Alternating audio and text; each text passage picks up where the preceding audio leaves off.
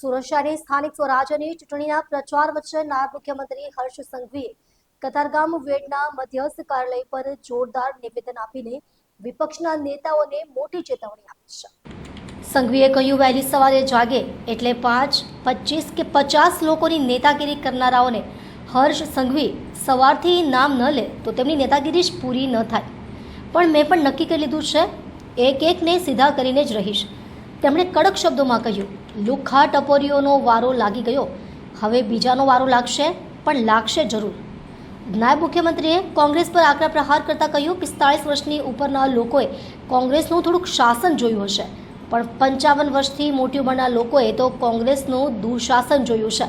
મારી ઉંમર અને મારા પછી જન્મેલા લોકો ભાગ્યશાળી છે કે જેમણે મોદી સાહેબનું રાજ જોયું છે. સંઘવીએ ગુજરાતના વિકાસની તુલના કરતાં કહ્યું, સુરત, અમદાવાદ, વડોદરા અને સૌરાષ્ટ્ર લુખ્ખા અને ટપોરીઓના નામે ઓળખાતા હતા.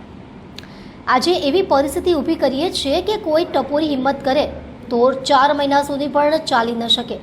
નાયબ મુખ્યમંત્રીએ ચૂંટણી લડતા ઉમેદવારોના ફોર્મ પરત ખેંચવાના મુદ્દે કહ્યું, ફોર્મ ભરવાની છેલ્લી તારીખ સુધી સમય પૂર્ણ થતાની સાથે જ 200 સીટો પર જીત થઈ ગઈ છે.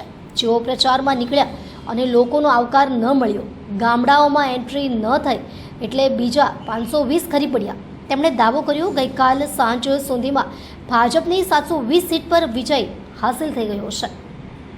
કદાચ રાજનીતિમાં ટીકા ટિપ્પણીઓ થતી હશે અને હું તો એનો સૌથી મોટો સાક્ષી છું, કારણ કે વહેલી સવારે જાગે એટલે 5, 25, 50, 100 લોકોની નેતાગીરી તો હર્ષ સંઘવીને સવારથી 100 વાર નામ ના લે તો એની નેતાગીરી જ ના પૂરી થાય. પણ મેં નક્કી કરેલું કે એક એકને સીધા કરીને રહીશ.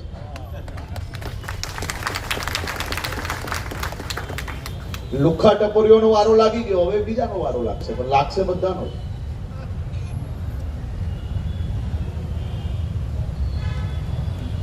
કોંગ્રેસને તો ના જાણે કોઈ બી રાજ્યની અંદર ચૂંટણી હોય તો ગુજરાત અને ગુજરાતના નાગરિકો માટે બેફામ લવારા કરવા, બેફામ બદનામી કરવી, આ જાણે કે કોંગ્રેસની સ્ટાઇલ થઈ ગઈ.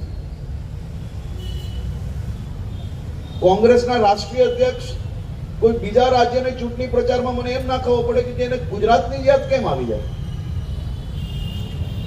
દર વખતે તમે જોજો, દર વર્ષે 2-4 કોંગ્રેસીઓ, પછી અરવિંદ કેજરીવાલ, બધા જ લોકો કોઈ બીજા રાજ્યોની ચૂંટણી આવે એટલે ગુજરાતના લોકો એમને મૂર્ખ દેખાતા હોય છે.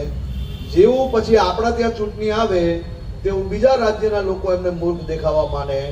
આ વખતે આ ખડગેજીએ જે સ્ટેટમેન્ટ આપ્યું એમાં એમને જવાબ આપવો જોઈએ કે આ સ્ટેટમેન્ટ એમને રાહુલ ગાંધીએ લખી આપેલું કે ગુજરાત કોંગ્રેસના નેતાઓએ લખી આપેલું. ગુજરાત કોંગ્રેસના નેતાઓ આવું સ્ટેટમેન્ટ જાણી જોઈને લખી શકે? હાર એ ભાલી ગયેલા. અને આપણે અહીંયા બેઠેલા તમામ લોકો સાક્ષી હશે કે દર વખતે ચૂંટણીના રિઝલ્ટના આગળના દિવસે આ જ કોંગ્રેસિયાઓ અને આ જ આપિયાઓ કયા રોતડા રડવાનું ચાલુ કરે ભાઈ? જરાક જોરથી.